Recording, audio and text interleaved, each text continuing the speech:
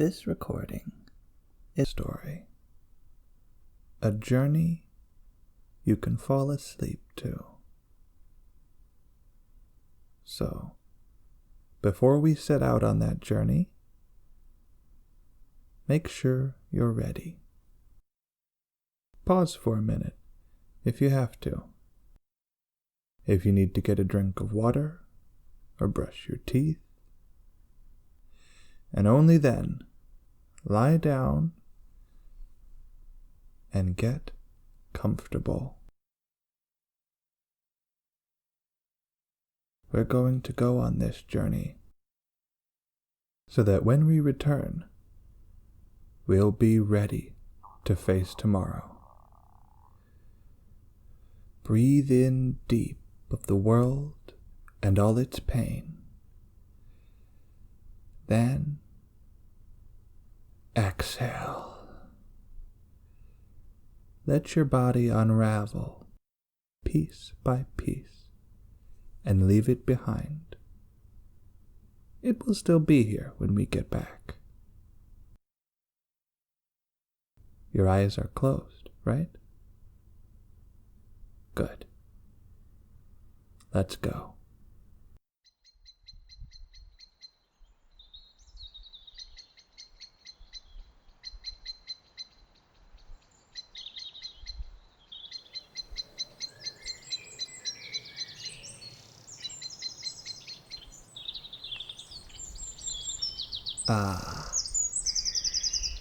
I'm so glad you could make it. What a perfect day to go for a walk on the moors. It's not too hot, not too dry. It's not quite raining either, at least not yet. But if you tilt your head back, you can just feel the mist coming down, still smelling of the sea. Hills are dolloped like scoops of soft ice cream all around us. The meadows in between flash their heavy grass coats in every ripple of the wind. Together, they make up the eastern reaches of a valley known to wandering souls as the Rainlands.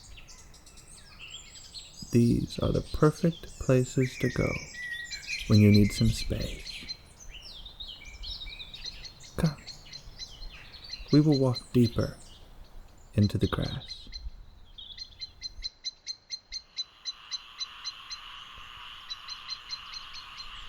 The wild grasses tilt just over the top of your head. These are called zigzag grass, named after the barber pole stripes you'll see on each stalk if you look closely. They confuse the shadows and make a hiding place for frogs. While no one knows for sure, I have a theory that the stripes are like rings in old tree trunks. Each stripe could be a history of wet and dry days out on the moor. And wet and dry days matter a great deal to this plant.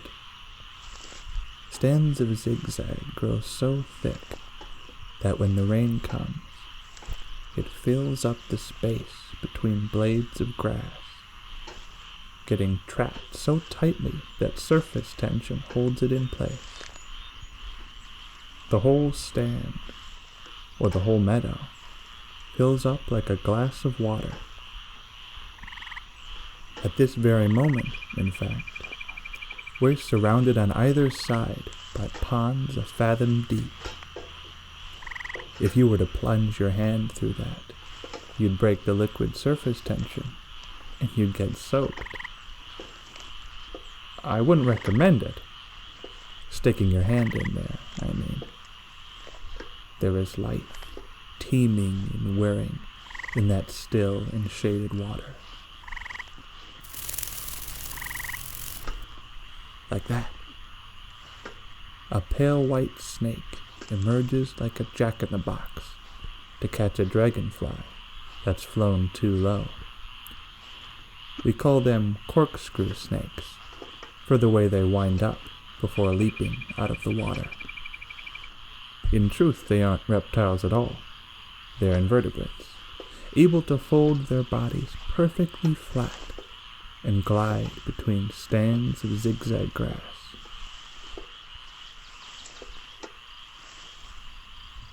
We come to a hill.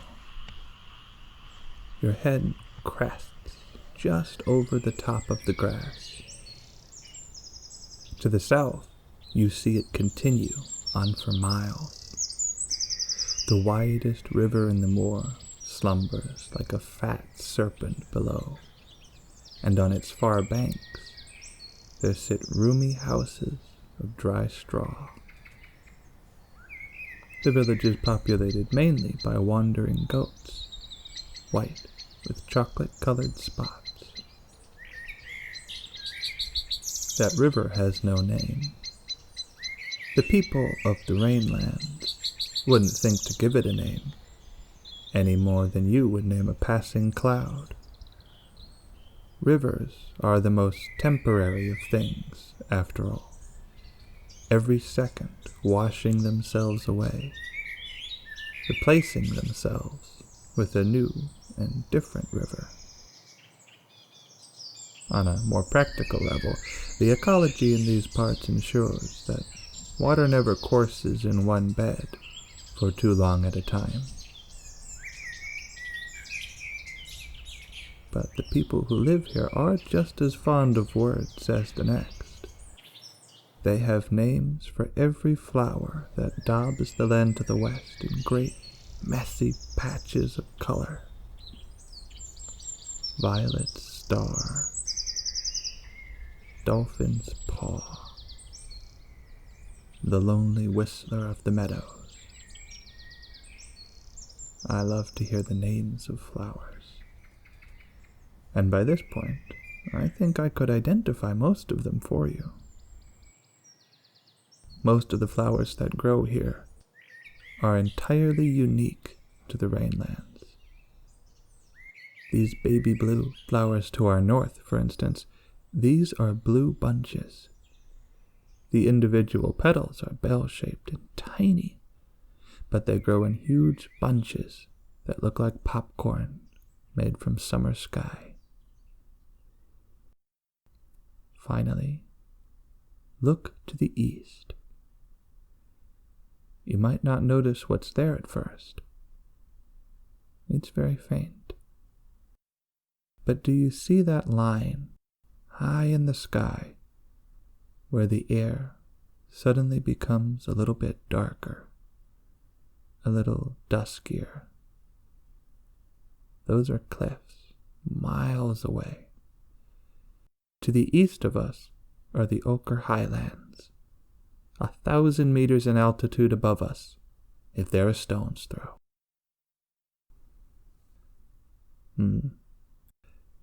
I'd tell you all about the big cats that live here, too, but I don't think we'll be lucky enough to spot one today. In fact, if I had to guess, I'd say they're all holed up in their favorite trees already. I feel a storm coming on. I know it's still misting, as faintly as it has been for hours, and the sky is still like the polished silver surface of a teapot.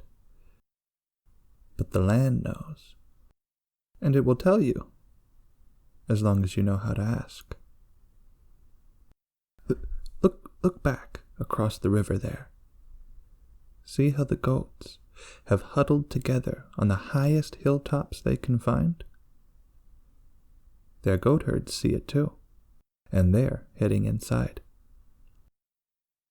The flowers on this side of the river, the black ones that dotted the bank like poppy seeds, are pulling their blossoms shut tight. Listen. Even the bird song is gone now. But we don't need to worry. We have a hut all of our own to take shelter in. And believe it or not, We're almost there.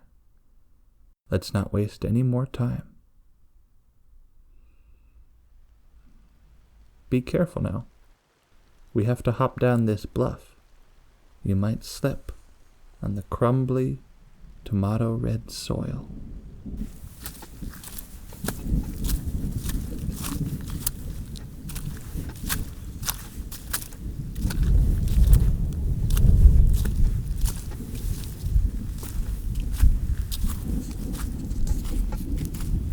We've arrived, and just in time. The clouds are bruising faster than bananas. Our cottage is small, but sturdy. It sits on top of what looks like an enormous bale of hay. We'll have to climb on top of the hay before we can go inside. Here, I'll give you a hand up.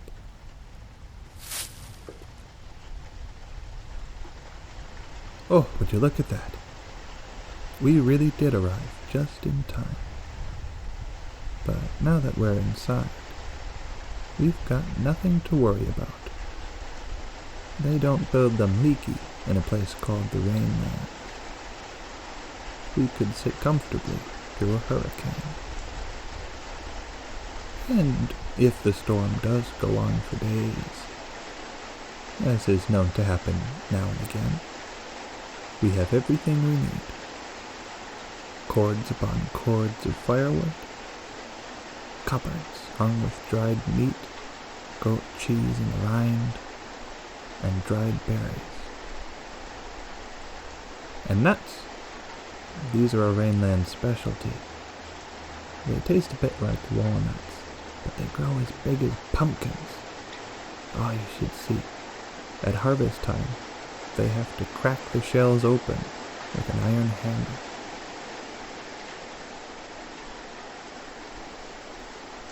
Why not get a tiny fire going? Just because we can. I'll do that if you crack the shutters and set our wicker chairs and pillows by the open door so we can watch the storm.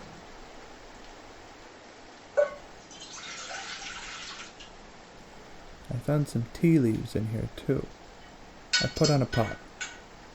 Should be ready soon, if you'd like a mug.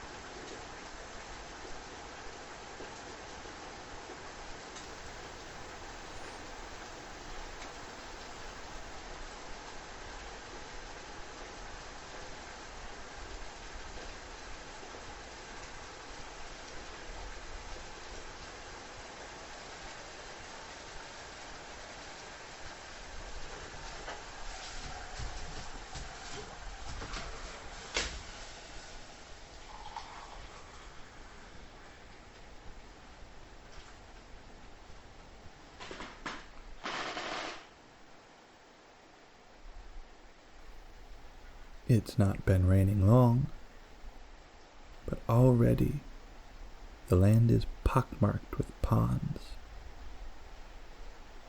They appear to leak out of every nook and cranny in the earth, out from under rocks, from under bowing flowers, out from the crumbling tomato-red soil of the bluffs, which have by now turned into staircases of mud. Before you know it, brand new streams are barreling around our cottage, rocking it to and fro. Come to the window and see. This one slithers around a brittle stand of cattails, That one dances with the shadows of the willows. This one rubs itself against the hillside like a purring cat. Quick now, look back to the east. Do you see it? The thin, dusk-gray ribbon, like a banner unfurling from the clouds to the valley. And another one, there. And another. And another. Those are waterfalls, miles away, forming in front of your eyes. Those are why this place is called the Rainlands. All the ochre highlands, every drop that falls in that great and terrible watershed will wash over these moors any moment now. Almost as soon as those waterfalls touch down.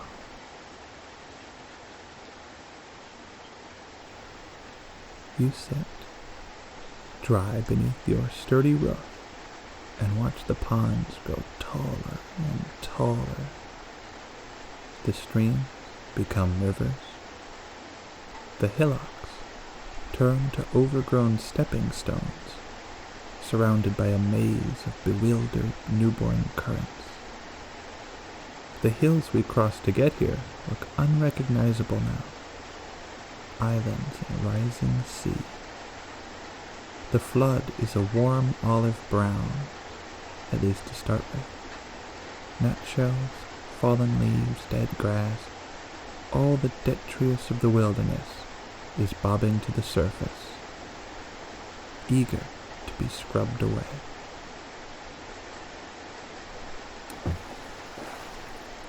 Something skids down the muddy hill and thumps into the stream.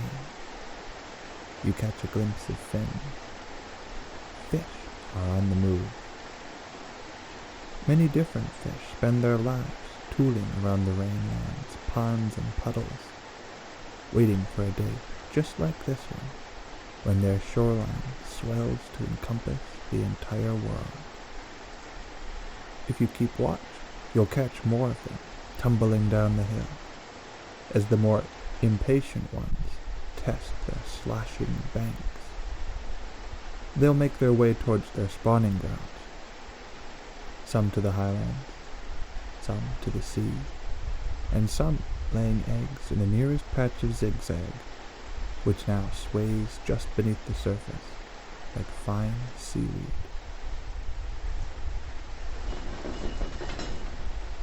Whoa! You might be starting to see why our cottage is built on top of so much hay. We have just started to float. Water's deep enough to suck us right off the solid ground. Don't worry about floating away. We're chained in place. If you look across the river, you'll see the goat herds' houses aren't going anywhere either, just lifting a few feet off the ground. They're not worried. A couple of the smaller houses might spin about in the worst of it, but we're all anchored to one place.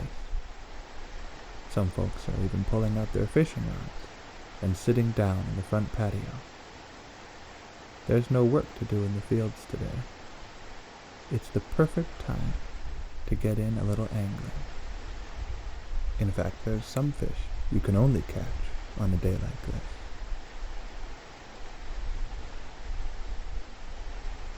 I have to admit, this kind of weather is what I really love about the Rainlands. These wilds are like an old friend who knows when you don't really feel like talking and is happy to keep you company anyway. When your deepest desire down in the soles of your boots is to be lonesome, you come here. You and the Rainlands can be lonesome together. You've got these prairie-like moors, so open wide that no painter could so much as name all the colors from one horizon to the other. But on the very same afternoon we're now holed up in here, a waterfall in our front door. This cottage might as well be the whole world and all that's ever been. Oh, I hear laughter. Methinks we have more company.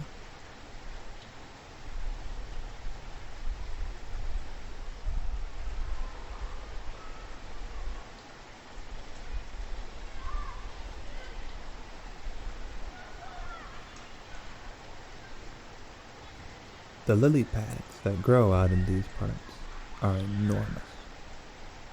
Enormous, high-rimmed, and shaped like almost perfect hexagons. They tessellate, you see. During dry spells, they bunch up against each other, coating the moor's few still waters like a tile floor. You can walk across a lake without even realizing you are over water. When it storms, though, their stems break, sending them on migrations from one end of the valley to the other. And here they are now, a flotilla of hundreds, ever so slowly passing us by. As you can see, they also make excellent canoes, if you're not too big. Perfect for a 12-year-old.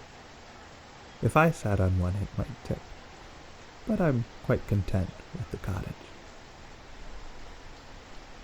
Children, even this young, go on long boating expeditions when it rains. It's a favorite game to see how far out they can make it before the floodwaters recede, and they have to trudge back home on foot. This gaggle of kids is angling to the south. There's many places they could be going. They could be trying to reach the ocean, or maybe just the great sinkholes in their whirlpools miles short of it, or the pea-green waters of the emerald caves. It makes you want to explore. You know, if we really wanted to, we could see more of the Rainlands. And we could do it without leaving these lovely pillows behind.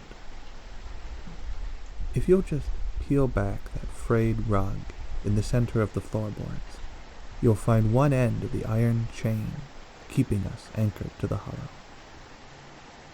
Now, if we were to unhook it, say,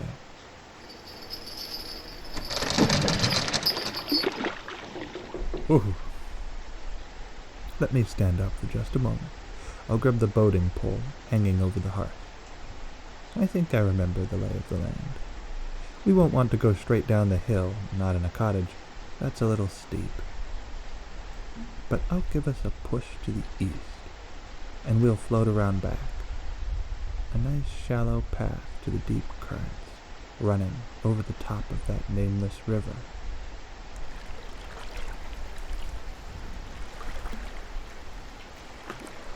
And just like that, the storm carries us away. You know, this is actually quite a traditional afternoon. Houseboating is a popular pastime in these parts, and sometimes practical. I hear if you have the knack for it, you can make a full circuit of the Rainlands without once paddling upriver. When the rain crashes down from the Ochre Highlands, you travel west, like we're doing now. And when the winter flood roars out of the steep thunder-smoke mountains, you float back to the east. I don't have much of a knack, and I have no intention of watching where I'm going, so who knows where we'll end up. Probably down by the sea. There's nothing wrong with that. We have nowhere to be, and all the time in the world to get there. Keep one eye on the southern sky, and you'll see something wonderful. Wait for the next bolt.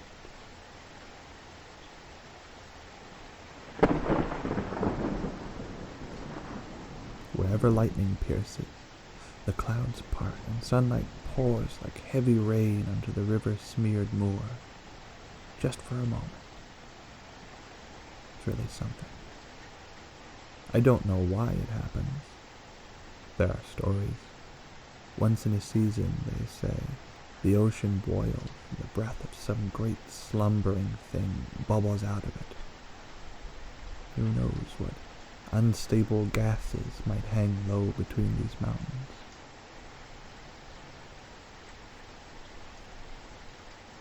Do you see those trees off the starboard bank?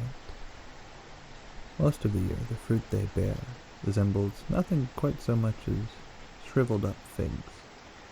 But now, as you can see, that fruit is the size of baseballs, shining with a bright blue glow. This is another water-hoarding sort of plant. Whenever a solid rain comes down, where can it keep water for later? Right inside its own fruit. They're at their most delicious now, too. And they like to grow close to the banks, sticking their laden boughs right out over the water. If we float close enough, we might just... Got one.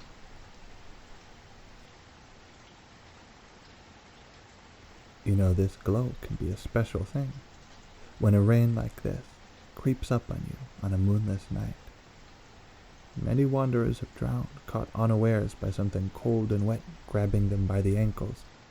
But the glowing fruit of this tree can be seen from half a mile away, and its branches are usually high enough to wait out a flood. That's why you might see shrines beneath half of them. I do like to throw a coin in if I pass one on the lane. Not that I'm superstitious, but it doesn't hurt to be safe.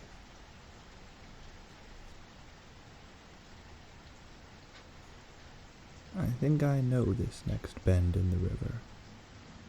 Shining armor washes up here every flood, preserved, rust-free, by a tomb deep in the soft, silty mud.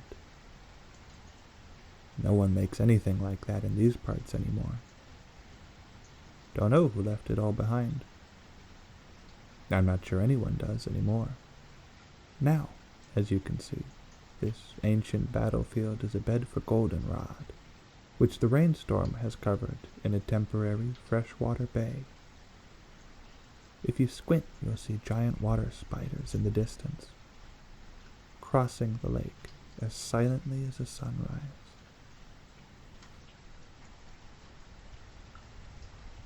On certain banks, those scarred by wrestling matches with many a seasonal flood, you can separate the bands of clay in the moor's foundations.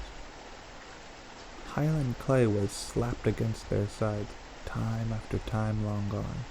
See here, the emerald-colored bit of clay, the azure clay, and just above the water, the violet.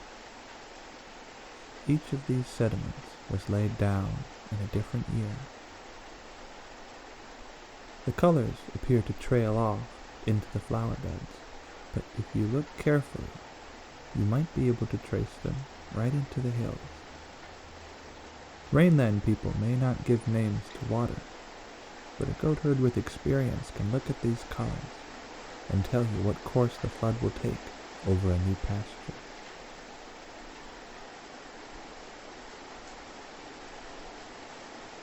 Our cottage is floating towards a slender city. We're a ways off yet, but you can just see it. A minaret glistening with glass tile in the shade of a shallow mountain. I bet more towers will come into view once we get around this stand of pine. It looks like we're not the only one floating free today.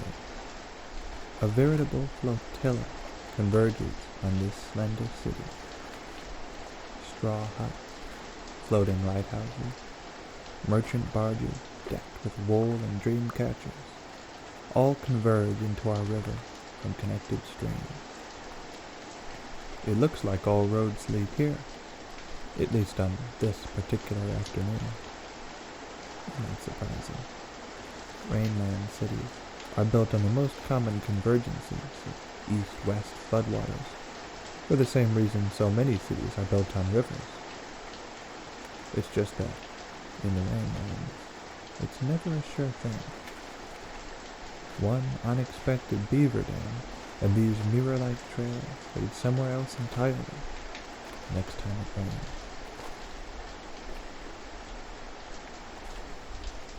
We're almost at the city's edge.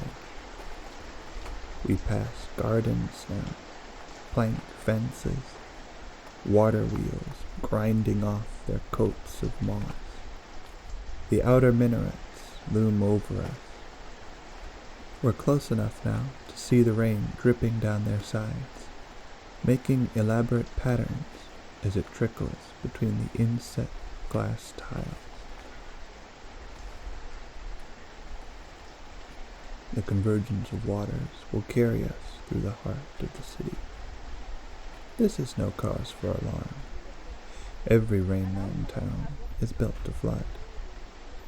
Every street, like the one we're on now, doubles as a canal, with high, sloping banks of mortar and glass tile. Most canals are tiled with whatever colors of glass were left over from the minarets. For instance, we're passing a stretch of the lane tiled exclusively in a garish cherry red.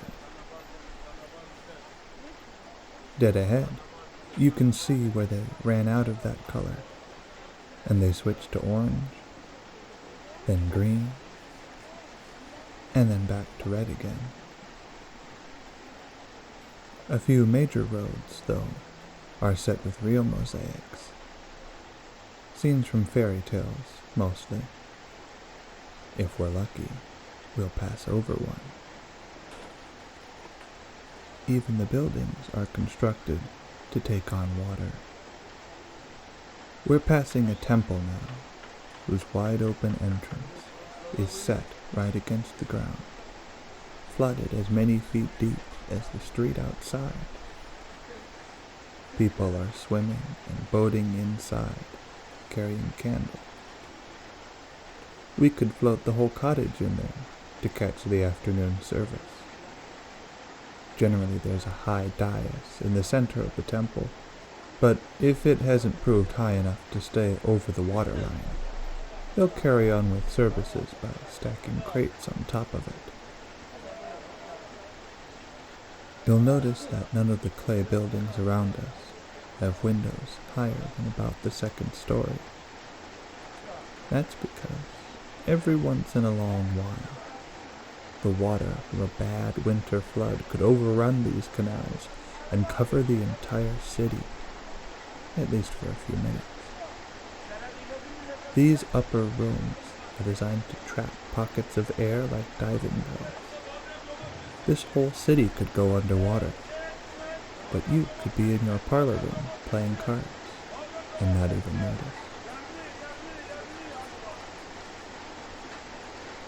Of course, even these resilient people would occasionally prefer the water stay in some places and not others. Hence the fountains, carved into the faces of lions, roaring water back into the canal. It looks like we'll pass under one.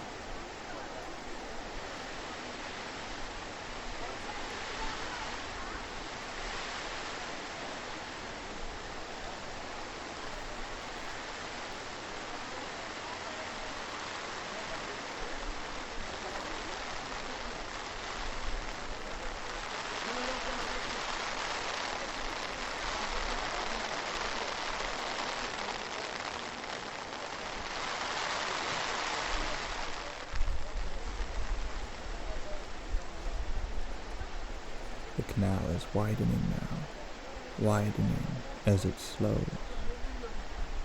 Already, the shore is too far in either direction to tap with the boating pole. It is becoming fat and lazy again. Downstream, it becomes so thick that it bursts free of the closely packed minaret. we drift into a tidy plaza whose square banks are lined with neat lime green and azure tile. The plaza is flooded, save for regular intervals studded with glowing blue trees in square, grassy islands. The canal water has been spread out over so much space that it is now only a few feet deep. You could easily hop out of the cottage and have a walk around. Many visitors are doing just that. As their houseboats shuffle into the plaza behind us, they pull on wading boots, or simply roll up their pants and jump over the side. They won't even get that wet. Canvas triangles in every color of the rainbow hang 3 stories overhead here, blocking most of the actual rain. It is, in fact, a lovely place for a walk, and a good spot to catch up with an old friend, if the currents happen to bring you together.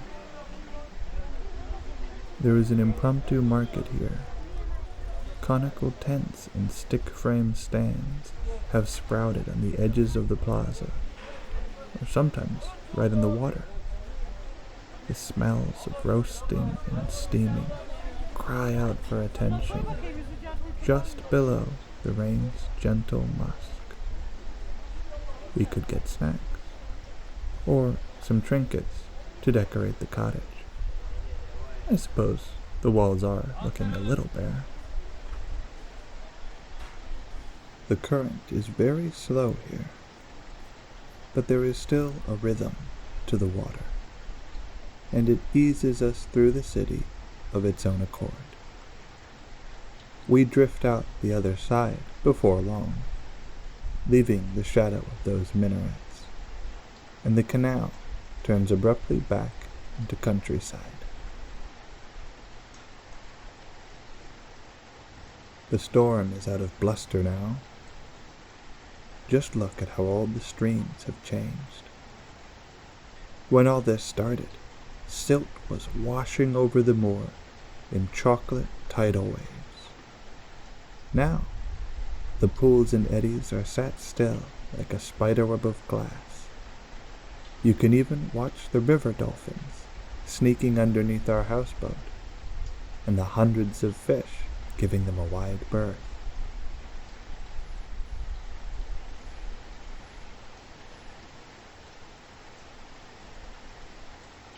Outcrops of white and black boulders border the banks, slurping down water like little storm drains. There are limestone caves beneath us, slowly filling up. I think we're getting close to the sea.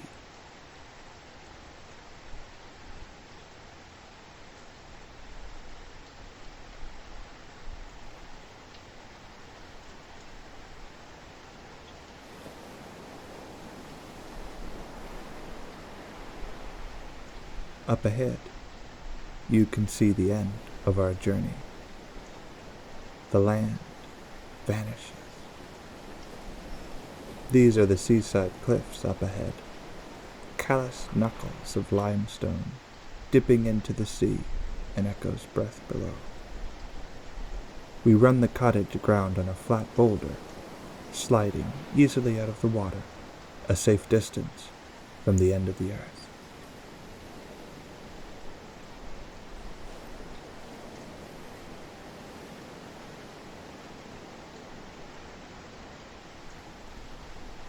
We can get a tow next time it rains.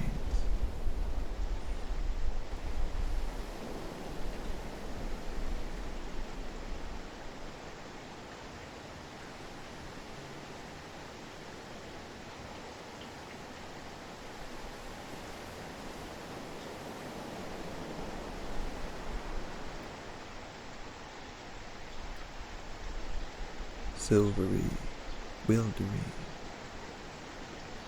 What are the words again? The silvery, wildery wildlands, Bonnie. If you have never seen are the drums of life itself, and her meadow the dictates of a dream.